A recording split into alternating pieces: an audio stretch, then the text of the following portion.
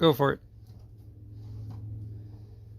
Alright, so guys, what we did was now the rod for the steering wheel can go through to a joint to then this piece of metal here. So then this rod can be attached to the tire, and if we want to, we could add another one going straight to the other tire.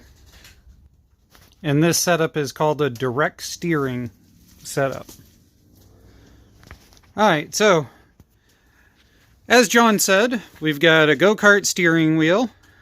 That goes down to a 3/4 shaft. That goes down to a universal joint. I'll post a link for these. And that goes into these Heim joint setups. And I'll post up the links for these Heim joints. Now, one side note here is one of these is left-hand thread, and you have to buy the special left-hand thread nuts that go with them in order to keep it so you can adjust this on the fly. I'll make sure there's a link for those also. But as it is at this point, let's see what it's going to look like looking down this thing. Well, we need that stupid blue gas tank out of there, but I think it should be fun to drive.